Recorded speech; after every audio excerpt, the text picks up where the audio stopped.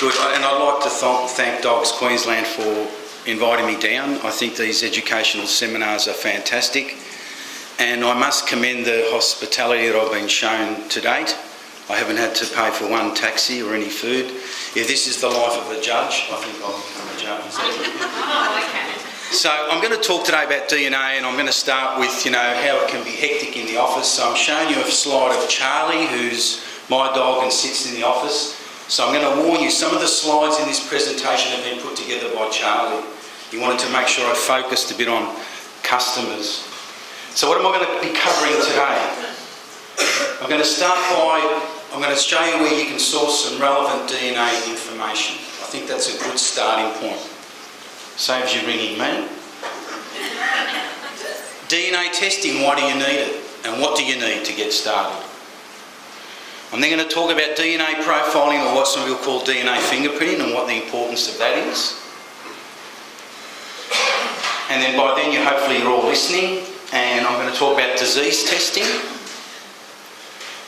And then the important question, what colour is my dog? Which is usually a question. And then, of course, why I'm such a great guy. And so, genetic testing is confusing. Sometimes you're in the dark, you don't know where to start. So sourcing DNA information, I'm going to switch the light, I'm going to show you how easy it is.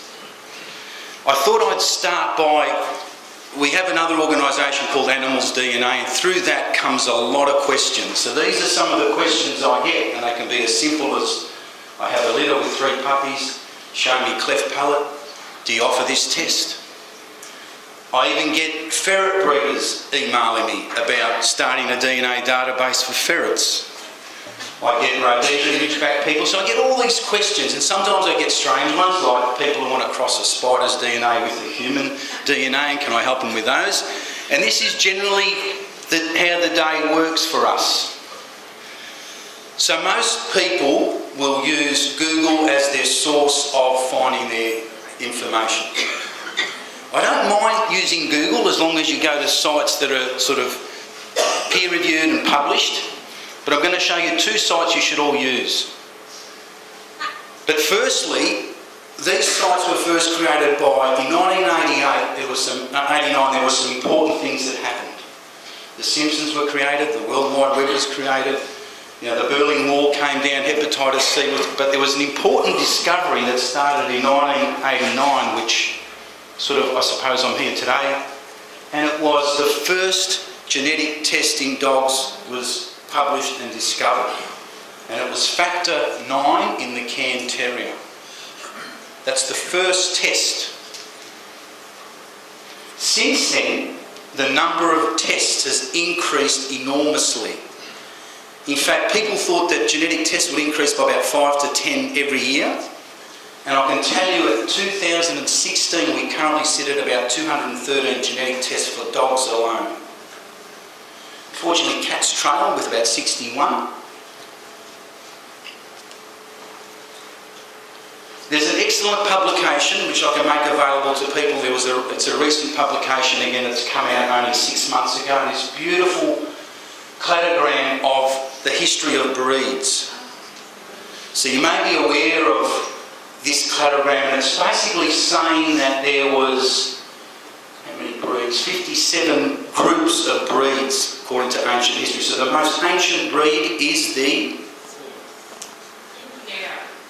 Pharaoh, no, it is the Basenji. So the Basenji was the first breed, and from the Basenji we've evolved other breeds. And those breeds, so what it does is, I haven't got my pointer, but basically groups breeds into specific colours. The ancient breeds are here, the Basenji, and then you go to the Tibetan Mastiff, so you go to some of the Asian and Arctic Spitz breeds, and then the toy breeds evolved with the Pekingese, Lhasa Apso and Shih Tzu. So we started to go to more lap dogs. The Asians went for lap dogs. So if I highlight it for you, here's the Basenji, the most ancient breed. And then we move to some of the Asian Spitz and then the Asian toys. I can make this available to people. It's an excellent publication. So there's nothing wrong with going to the library and a good book. So you can go to the internet, but there are some really good books, and I can make these references available. I think last time I came, I donated one of these books to the Queensland Canine Council, but this is an excellent book, the predisposition book. It can be scary when you look at it and you look up your breed. You might find 20 pages of potential diseases for your breed. So where do I like to start? Has anyone been to this website, the PenGen website? Bookmark that. It is a fantastic site. So what you do is you can search your breed. First select your species, canine or feline. When you find your breed, it then gives you a list of all the diseases that are published for your breed. So all the diseases that are available. So if you click on a particular disease, it then gives you the publication for that disease. Gives you how it works, some information. Excellent website, updated every 3 to 4 months. There's also this great website, which you must have all looked at. It's the one by the University of New South Wales. It's the AMIA database. Really good website. Again, you search your breed, gives you a list of all the diseases and what's a publication and all the information. For example, here's degenerative myelopathy. So use this as a start if you want to find out what diseases are out there for your breed. We don't offer them all. You can't offer them all. And of course, there is the Orivet website, www.orivet.com, which lists all the diseases, and you can click on read for more information, and then we give you all the information from what variant we detect, what breed it's relevant for, the publications. Then, if you're still struggling, you can ring me. So DNA testing, why do we need to do it? So I like to break DNA testing down into 2 things. DNA looks like that little thing you see in the tube there, bit of clag. There's 2 means. There's a practical means where you do DNA testing, there's a social means. By practical I mean things such as paternity testing, disease testing, where you have a requirement because of the practicality of it. There is social testing, and some of those are ancestry or breed ID. And I also like to include phenotype in what we call a social. It's not a health issue, but unfortunately it's becoming almost, especially in the dog testing area, probably more important than disease testing, which is a concern. So they're the two main reasons, practical and social. So what do you need to do DNA testing? You need to do DNA testing because greedy organisations like us need to make some money, as you can see. But most people say they can't afford to do testing. Most people say it's hard to get started. You know, how do you get started if you've been breeding for 20 years? And that probably is the hardest part, but I'm going to tell you it's easy, and I'll show you how.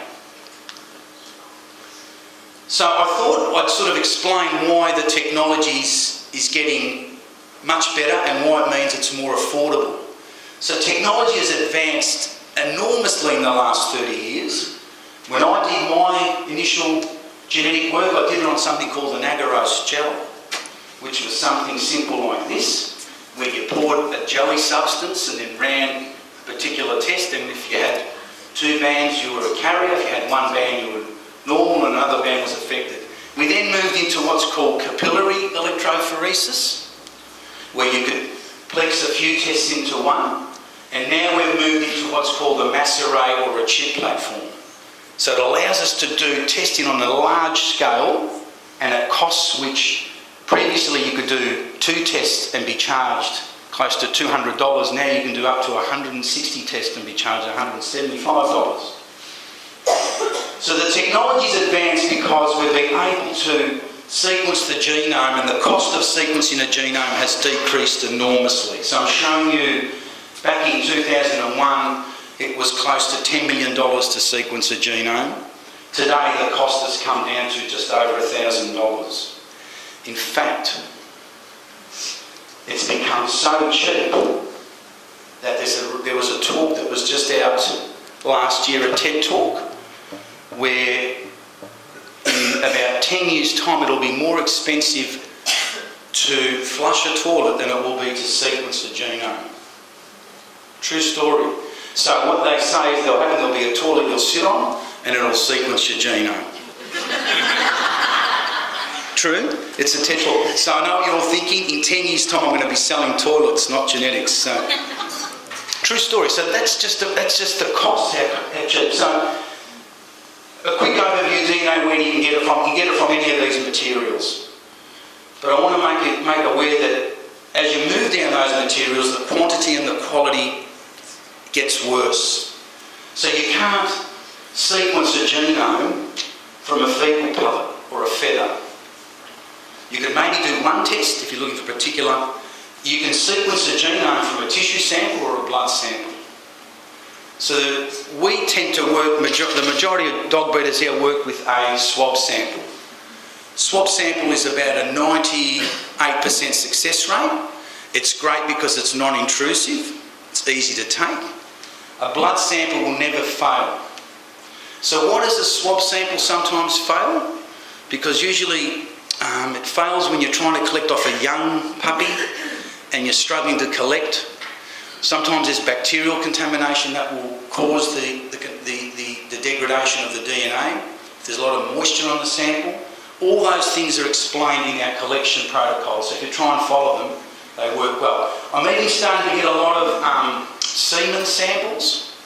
So if you go to our website, there's a fantastic page on how to collect semen and send it to us. We can work off an empty straw. We don't need a full straw.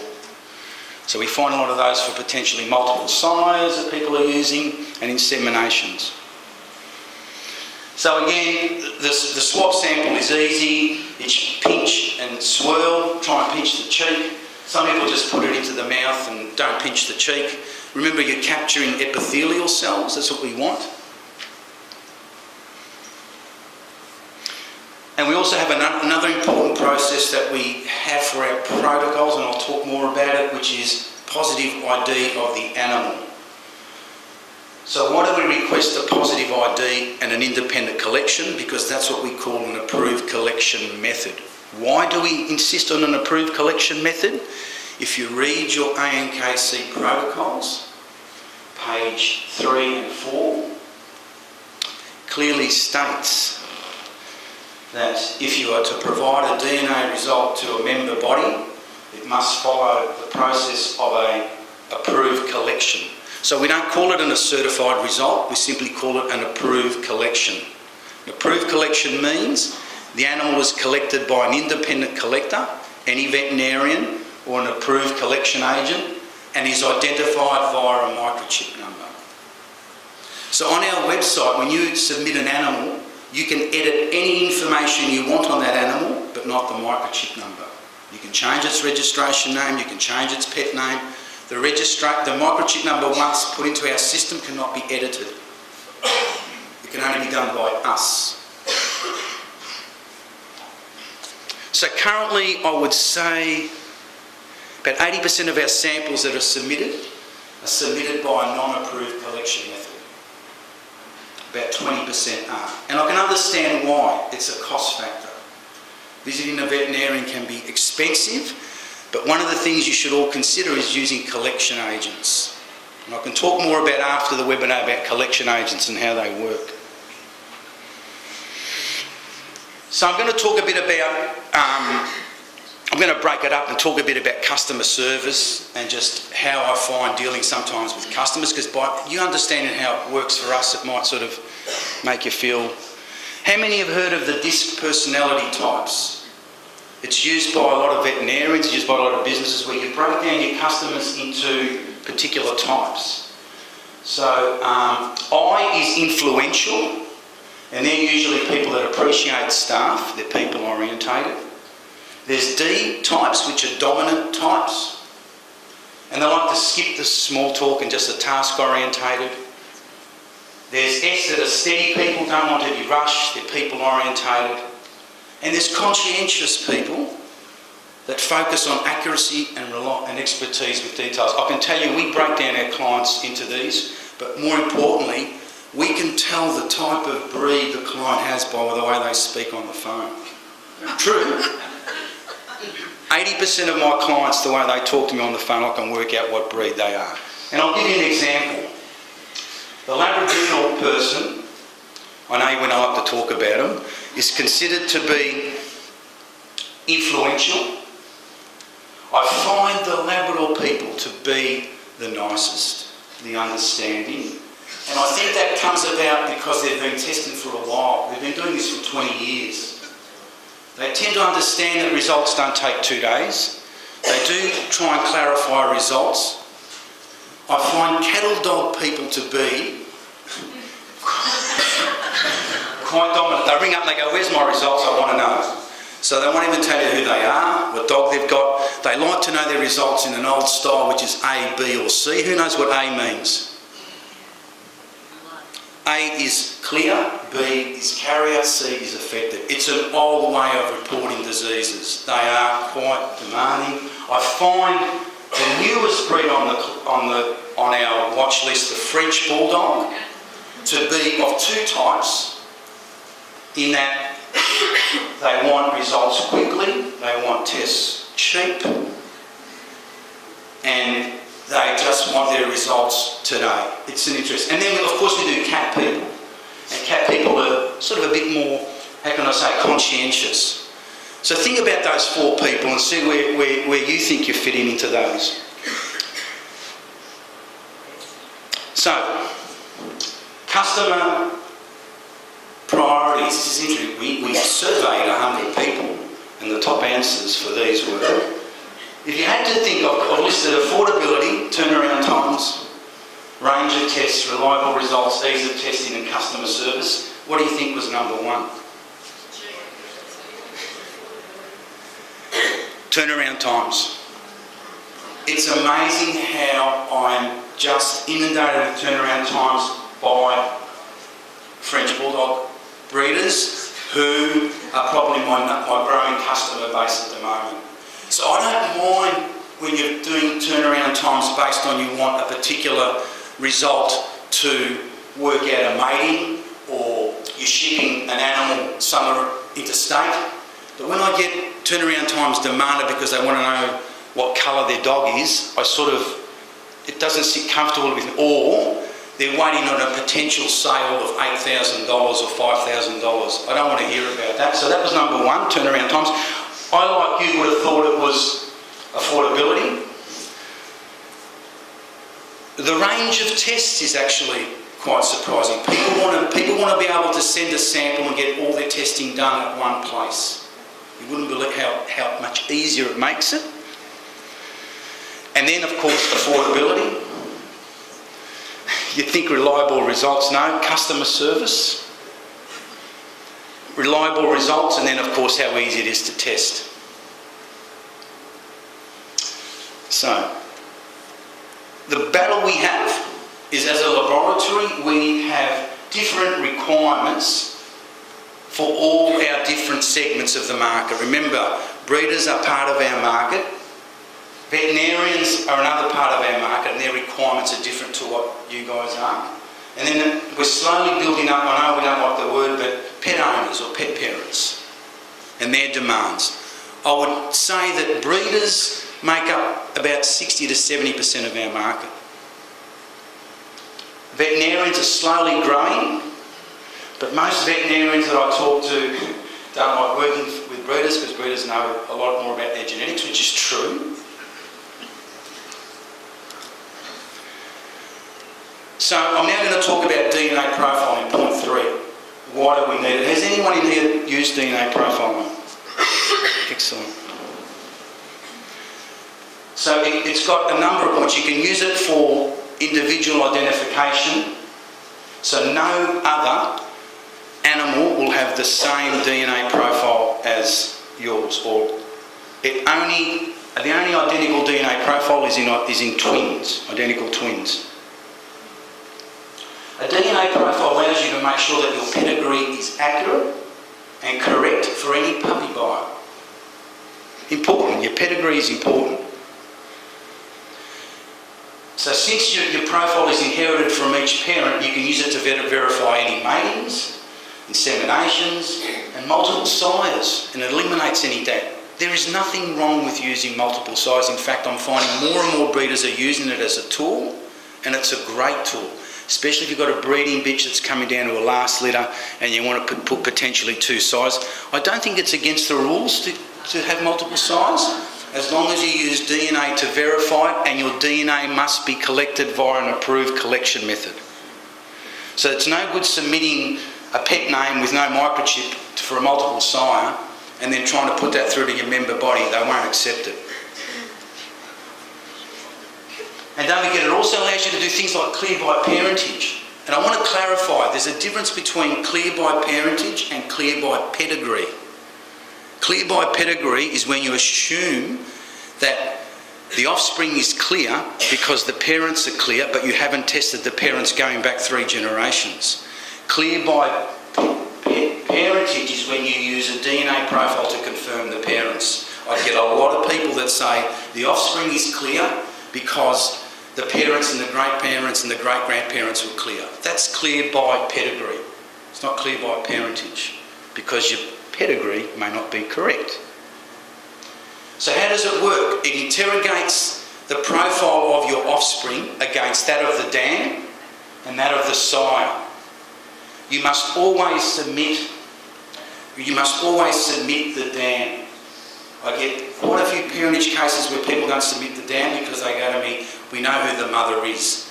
We cannot clarify parentage if you do not submit the dam. We can only tell you if a sire is excluded or is not excluded. So it inherits half the information from both parents. It's nearly identical. Exclusions are 100%. If I exclude a sire, it's 100%. Inclusions are up to 99.99 depending on what you have sent in. So I always ask the client, when you send in a parentage quest or confirmation, ask yourself, what is the purpose of you sending it in? Do you think there's another sire there? Send in both sires. Is a colour not right? Send in everything you do. Ask yourself, what is the purpose? Don't try and say, well, I'll send in one sire and see how the other one goes. And another thing I want to clarify is this last point, because people get really sort of funny about a DNA profile. On its own, a DNA profile is no information whatsoever. The DNA profile is like a microchip number, but it's a genetic code. So it doesn't reveal anything about health, anything about the dog, anything about its temperament. It's just a set of bases that are unique to that animal. So I'm going to show you an example of how it works. And I always put this up. So here's sort of here's my wife's DNA. Here is my son. So you can see my son has inherited the 153 from his mum. You never question the mum, although we can debate that. And then 156, my daughter has inherited the 156 from my wife. So we've got 2 there that must come from the sire, and in this case, it does. Then we have my wife's DNA again. So let's think about this. I'm only looking at one potential marker. So in dogs, we do 88. So this is just one. Here's my daughter, and here is the milkman's. So what we've done there is we've excluded the milkman because the dam cannot be questioned. That profile is also in the milkman, but that can't be. It's come from the dam. So if the wife was not submitted, I couldn't exclude that sire.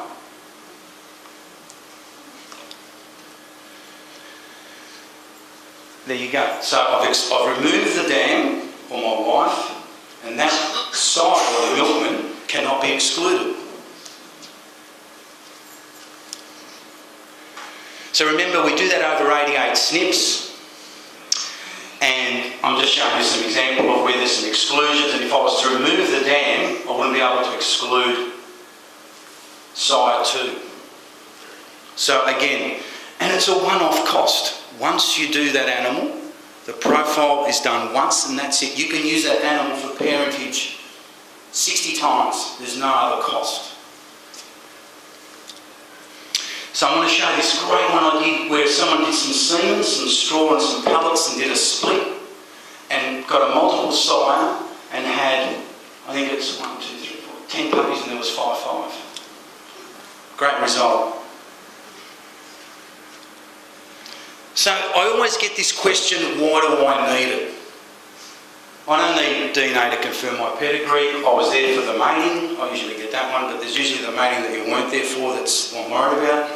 There's ones where you've been breeding for DNA. I've been doing it for 30 years. I've been bred for, I don't need DNA to tell me about it. I agree, but technology has changed, and the reason why we talk about it, is there any other doubt? You're all probably aware of the American Kennel Club investigation that introduced compulsory DNA profiling for frequently used sires. So what they did, they were smart.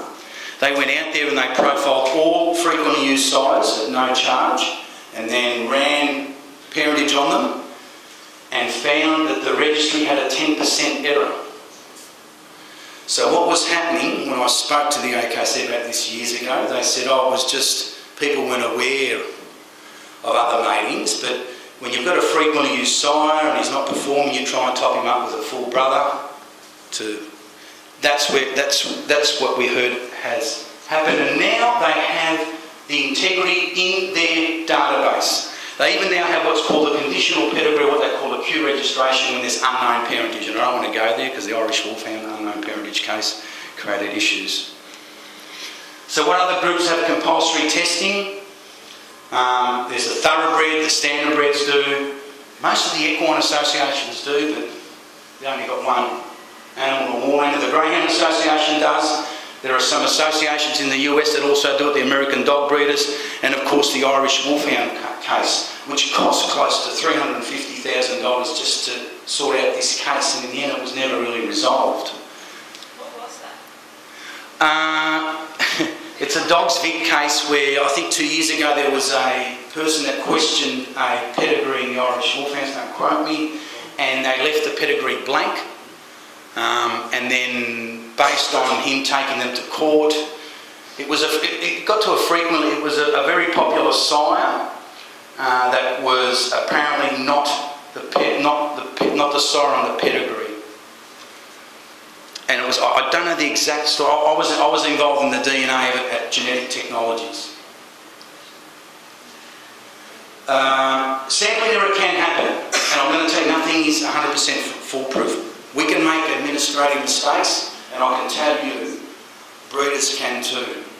If you've got 6 dogs you're trying to swab and they're all particularly the same, and you know we all like to have a bit of a drink to relax, you can make a mistake. You can make a mistake. I have seen some forms come in that are a mess, and I'm blamed for trying to interpret letters and numbers, and it's just registration numbers in where microchip numbers should be, so they can be. So I can tell you the science is never wrong. The error will always happen at a human side of things. If someone questions a result, what we do is we repeat the test, but we request a new sample. We do not redo the same sample. And we may even request that the person submits the sample under an approved collection method. So the DNA profile will tell us whether it's the same animal submitted and will allow us to verify where the issue is. I'm going to let you know, the majority of pedigrees are correct and accurate. I don't doubt that. They are. But your pedigree is a key document, and it's what you sell, or you sell your animals as based on that pedigree. Errors can happen, whether by accident or intentionally. And it's a one-off cost. As I said, it can be as little as $2 for each puppy over the lifetime of that stud animal. So people go to me, oh yeah, 10% error, that's nothing. What's 10%?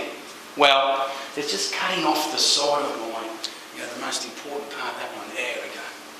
So I'm going to say, well, I'm at a dog show and there are 328 dogs at that show. That means that 32.8 dogs have an incorrect parentage, But more importantly, 131.2 dogs may have an incorrect pedigree. So I'm going back 3 generations.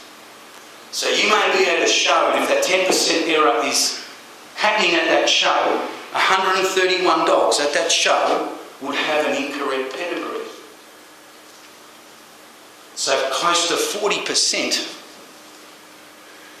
would have an incorrect pedigree. So I don't know whether Australia's any different, whether we're at 6% or 5%, but, you know, even at 6%. So I think I've gone through that. So what's the process for DNA profiling? And I'm sort of focusing a lot on DNA profiling because it's a lot of people get it done in their full breed profiles, but not many request parentage confirmation. It's amazing. They all see it as a profile, but never actually say, can you confirm the offspring? It's included in your test.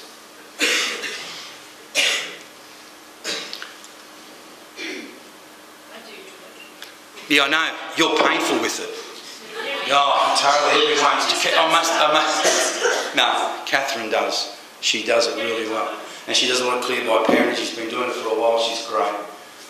At what age can I get DNA profiling done? I get this all the time. You know what? You can DNA a dog at any age. 2 days, 2 weeks, 4 weeks. But be aware, the younger you do it, the harder it is to swap. Most fails happen when you do a puppy under 2 weeks of age. And I can understand you need to get them done quickly before you get a microchip, before you get them registered, and you need to get all that process. Results can take 2 to 3 weeks. But we have a process where we can make it a bit easier for you, and I'll talk about that. So you can get it done at any age. DNA does not change. But remember, if you do them at 2 weeks, you won't have an approved collection method because you haven't got a...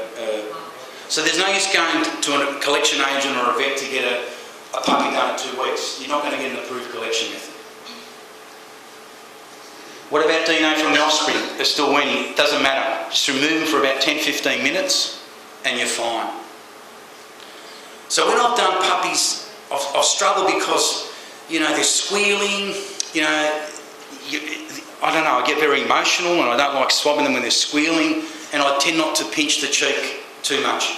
If you think dogs are difficult, try swabbing a cat. You put one swab in its mouth and you're finished. You can't get the other one next to it. So, This one, how long will it take me to get results? Results will take 2 to 3 weeks. I have some news in that results. Watch this space. Will get a lot quicker. And I'll talk to you more about it once. Do I need to register around 8 weeks? Can I get them checked till they're about 8 weeks old? So what we do is we offer a confirmation of that initial profile, and depending on how nice you are, I don't even charge you for it. So say you've sent in your samples, you wanted to verify whether it's a multiple sire or a single sire. If it's a single sire, you just register them. You don't need to worry about it. It doesn't take any approved collection method or anything. If it's a multiple sire, when you go and get the microchip, you profile them, you send them in, and we do a reconfirmation. We confirm that it's the original sample you sent in, and we just list it as an approved collection method.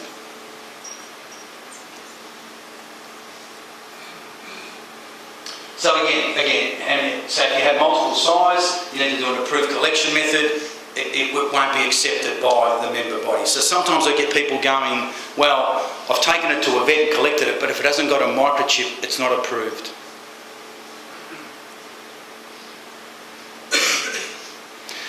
This is what I always say, if you're clever about it, and that's what Catherine does, is you get your parents done beforehand.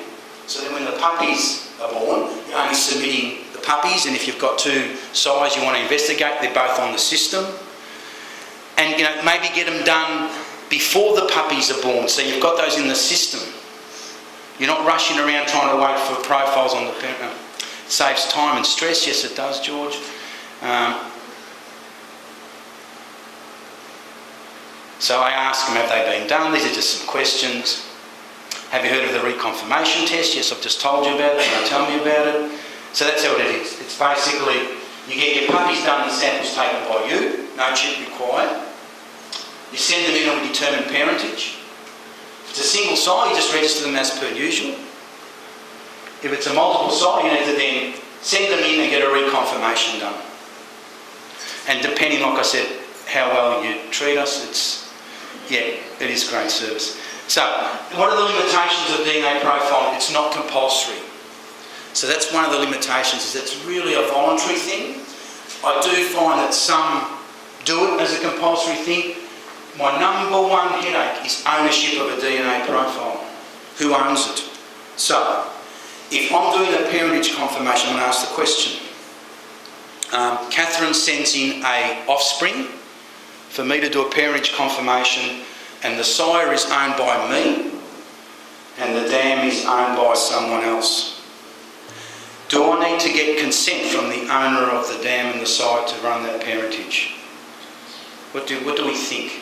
Do I need to say, George, and do I need to get confirmation from those owners to run the parentage? No. So the way we do it is we say no. But every individual must get a copy of the parentage report. So the offspring that has been requested to be run for parentage confirmation, I'll get a copy, the dam's owner will get it, and the puppy will. If I had to get consent from the owners of the dam and sire, the system would break down. So you need to be aware that it needs to be open. Sometimes I get people that want me to run, I say, can you contact the owner and let them know we're going to interrogate their dam with the sample? And sometimes they're feuding, and it's hard for us to, we won't do it if there's feud. Sometimes someone's paid for this DNA profile, but it belongs to someone else. Again, most of my headaches arise from ownership. We have on our website a button where you can share your result. So if anyone's been to and logged in, there's a share button where you can share a particular result with someone else. And then after I had discussions with people, I was told to put an unshare button. So if I have a fight with that person, I can then unshare it. So you can then unshare that document. So there is now an unshare. So if I share my result with Catherine and then I have a feud, I can then unshare it.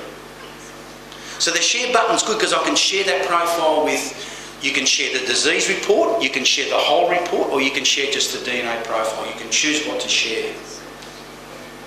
So these are the sort of things I want to think about, profiling, who owns it. When I submit a sample and it's paid by him, is it mine? Do I get a copy of it? Then I get the other ones, which is change of ownership. How do we deal with someone where I've initially done the test, I've paid for it, I've sold that puppy to someone else, that person contacts me to have the details of that report changed to their name. Yet, under the way I see it, it's still owned and paid for by the original owner. So this is what I asked them to do. They need to contact the original owner, they need to show me proof of ownership, and then I'm happy to change it to their name. Where I sometimes have issues is when they produce me a copy of the report and it's not what is the original report. And that happens. I do see some reports that have been changed. There is a parentage confirmation tool on our website free. If you've got DNA profiles in your system and you log in to this section here, which is called the breeder's information, breeder info, where you can see our collection agents, our fact sheets, there is something called a parentage tool. You can use that parentage tool to confirm your own parentage, but only of your animals. So when you log in, you can do a single parent, or you can do a dam and sire. So anything that's in your database, you select, you run the algorithm, and it generates a report for you. That is free and it's on the website. You don't get to see everything that we do. If it's done by us, it shows you all the steps and where the exclusions are, and it does state it is an online tool. George, just one quick question. Yeah. That's not a question time. With the DNA profile, you get a DNA profile for the puppy in 6 weeks, which is a profile to the fingerprint, not the actual full breed profile. You give it to each parent, owner of the puppy, and then one of them is on the main register because they're a breeder or they're going to show, and they say in a few months' time, oh, can I now upgrade to a full breed profile? So I pay for the original $60 for the puppy, and then they're wanting to pay the extra, the difference to do a full breed profile. I still get a copy and they get a copy. If they're paying for that extra bit, No, so if you're If you've paid for a DNA profile pay for just a fingerprint. and you've given that animal to someone with that fingerprint, and that other person then pays for an upgrade, which I think is between $45 to $70 to go to a full reprofile, you don't get a copy of that. But now if I pay for it for her, for example, Yeah, you will get a copy. then I send it on her, she gets What we prefer to do in those situations is use share. Here is the share button. I'm going to show you.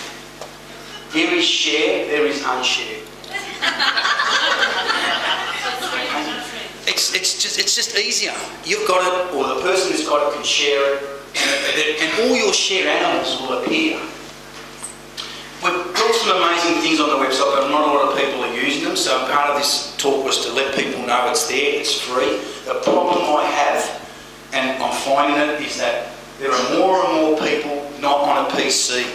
I get people that ring me that are on a phone or on a tablet, and trying to get this happening on a tablet and a phone, I don't know what sort of fingers you've got, but it's difficult. You've got to understand that a lot of this has been built to be on a PC. Yes, you can order a test on a tablet or a phone. Yes, you can view your results on a phone, but trying to do some of this stuff is just impossible. So I always put this quote up because I love it. It came from a vet who said, where does he think the vet profession needs to improve? And he basically said that it comes down to people skills. You need to understand the person's pet, take their worries on it, you know. So people skills are important. So, here is just some quotes. And I want to show you that the vet industry is starting to take disease testing seriously. They're starting to see the benefits of it. I can tell you, and I spoke to a couple of people at dinner tonight, the British Vet Association has now banned the use of brachyphylactic breeds for any of their advertisements in their journals. So any brachyphylactic breeds that are used to promote a particular drug is no longer accepted. There's also a list of this on our website which breaks it down into categories, and I'm going to show you some of the new stuff we're reporting. I'm now going to talk about diseases. So, you know, with diseases, the way they work is there's three ways we can detect a disease. So, we can have what we call a base substitution. So here's part of my DNA. When that base changes to a T, it's affected. Simple. So you have a couple of markers that pick that up. So when you've got a carrier, what do you think you've got? A C and a T. Okay? So one strand's a C, one's a... We have what's called an addition. So what happens is, when you change this, it changes the amino acid, it changes the protein, hence why you get the disease. You have an addition where you add a base, and you can pick that up. So when you add it, again, it changes the whole structure, and then you've got a deletion, where a base is removed. They're the three ways we detect the disease. In some cases, your substitution might be more than one base. In some other cases, it could be a huge deletion. I'm just showing you some simple ones. So that's how we detect diseases. They're usually a substitution, an addition, or a deletion of a genetic base. So I'm going to show an example.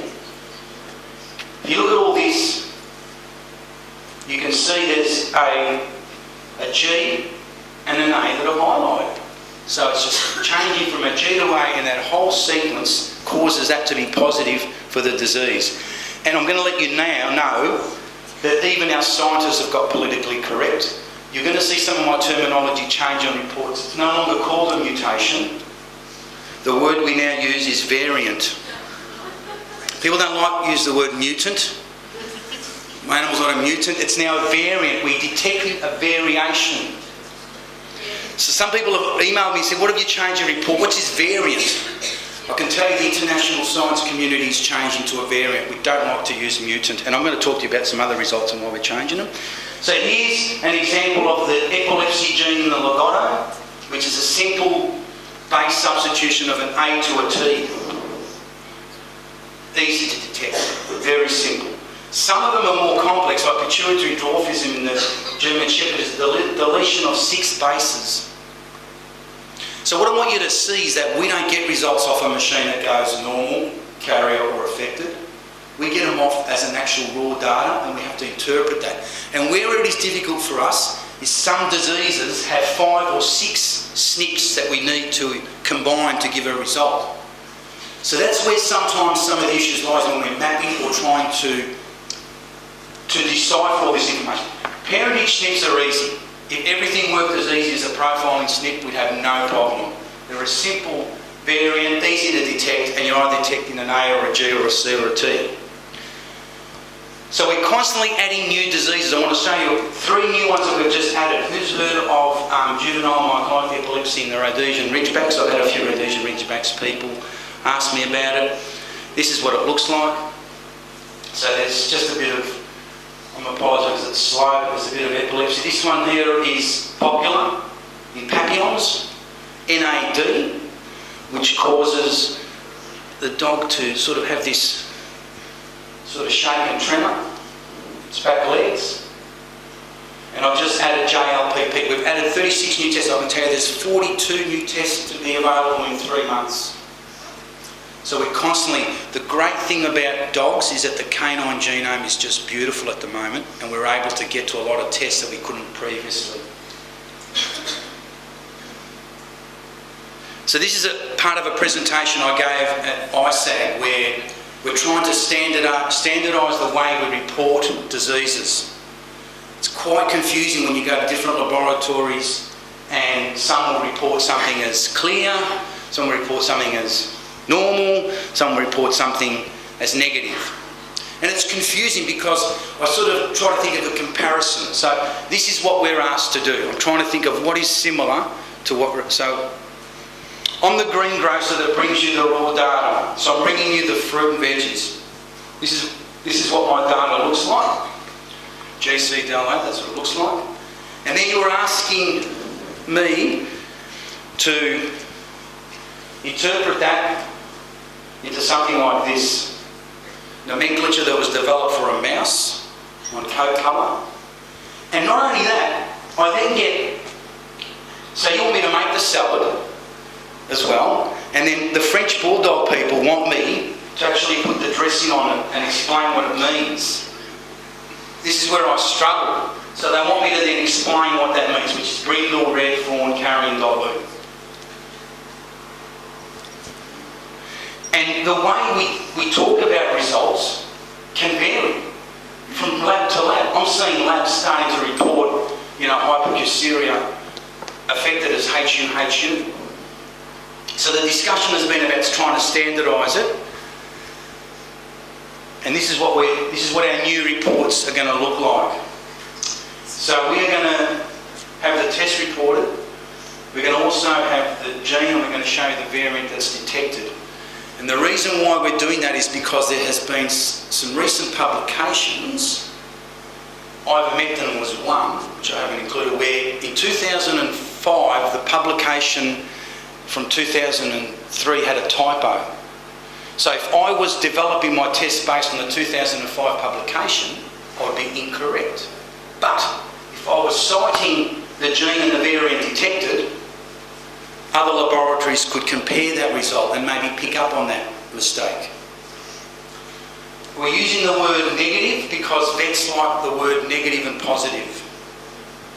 You're not normal, you're negative, and it's easy.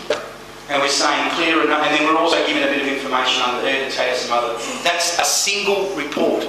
We're listing the improved collection method. So then when you get a carrier, it's in blue. We're colour coding things as well, and it's one copy of the variant detected. This is a different disease, so don't worry about it. But we're again showing you it's a base substitution, what the gene is, and we're reporting positive animals as positive at risk. So we've changed it to be at risk because I want people to be aware that when you have a result that is positive, which used to be called affected, it doesn't mean you'll develop that disease. It means that you may develop that and you're at risk. Yes, there are certain diseases that if I'm positive for, I will show symptoms pretty early on and be lucky to make it past a certain age. We know that. But the majority of diseases have what we call an incomplete penetrance. So, for example, what is a dog that has PRA, PRCD in a Labrador? I can have 6 Labradors. They can all test positive. Why does some go blind at 2 months, some at 2 years, some at 10 years, some never? but they're all positive. And that is the question we don't know. We don't know what causes that to... That is what we call epigenetics or incomplete penetrance. So the reason I was told this is I had a lot of cat people that told me affected is not a word to use. And I can understand because you're actually not affected, you're positive, so we've changed it. We also now have a summary report. So you can download a summary report, which is just if you're doing 10 diseases, it breaks down the disease into the category or condition and then gives you a result. So a detailed single report and then a summary report which just lists all your disorders and then based on the category, whether it's urogeneral, whether it's ophthalmologic. So I'm now going to sort of, how much time have I got? 10 minutes. I'm going to talk now about coat colour. So I've spoken about profiling, I've spoken about diseases. Coat colour, which is probably becoming our biggest request over the last 10 months. And it's probably because with our full breed profiles, I've been doing this for about 15 years and I would always see people would struggle to pay $80 to get a colour test done. You would. Back in the days that you would struggle to say I would pay $80 to find out whether my dog's carrying yellow. With our full breed profiles, you get all those as part of your full breed profile. So what it's doing, it's getting people to start to find out about colours and ask about colours. The French Bulldogs, as much as I love them, they're great, they are driven a lot by colour because of the commercial attractiveness of certain colours. So for example, this is a Queensland dog, I think, to make a paper that would fetch $10,000. It was more expensive than what gold would cost you per kilo. So it is expensive. So, and I get these questions about colour. You know, what is acceptable, what isn't. I sort of try and stay out of what the ANKC does. I just test, and if they're carrying black and tan, they're fine. If they're dilute, I have this thing where I always have this discussion with traditional breeders versus the newer breeders, where the traditional breeders believe that dilutes and other colours have health issues. I have a simple thing. You breed, type is to colour and colour is to type. A brindle French Bulldog will have a different personality to a dilute French Bulldog. You need to promote what are the benefits of your breeding and not worry about what a dilute Frenchie is or what a dilute Labrador or what other colours. I can tell you that they're even looking at other colours. I've got pugs that are looking at merles. I've now got the French Bulldog.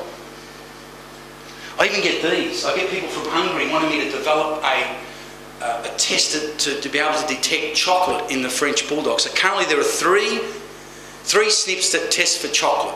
None of those detect chocolate in the French Bulldog. But I have come across some French Bulldogs that are carriers of chocolate. So my question is, are they true French Bulldogs or are they another introduced breed that's carrying them? I don't know. So when people tell me to remove it, because it's shown that it's a crossbreed, I do not remove results.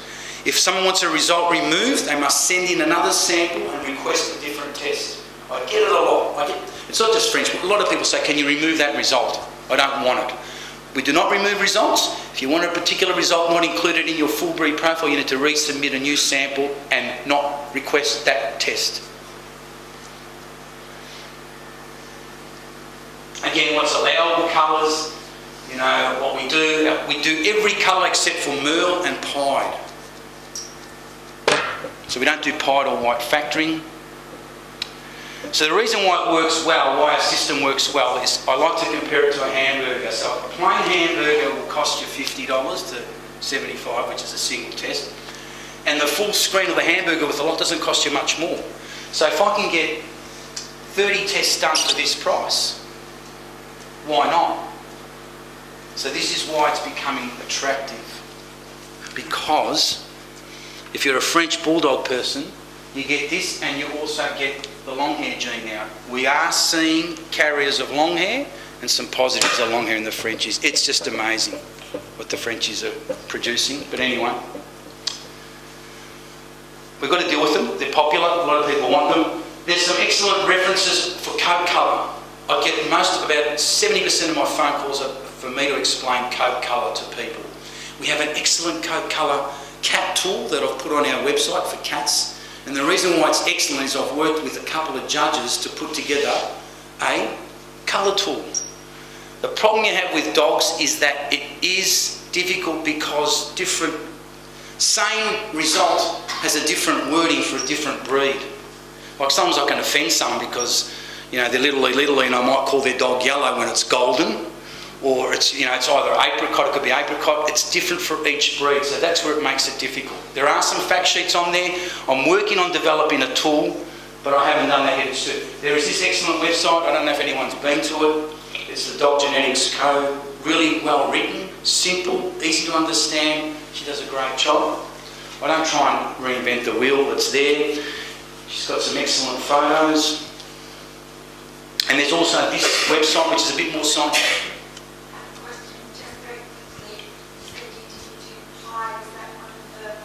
No, I just don't do pie because unfortunately the thing with science is not every test can work on every platform. So there's a couple of tests that I just can't get to work on the current platforms I have. So for me to do it, I'd have to offer it on an old technology base such as a microsat, and it would cost me too much. 5 minutes? Or 5 minutes. Websites. I've done these little great things, which is, for me, the perfect coat colour breed to work on is the Labrador because it's fairly easy. Although I thought it was until there's dilute. And there's also, now we also thought that the K locus was fixed in the Labrador. In other words, it could only be a clean skin. So when you get a big K, I call it a clean skin. It can be fixed, there can't be any different patterns. But there now we have seen some tan points around sort of the pads and around the face. And that's caused by an AT, big K, little k. So I'm now reporting that.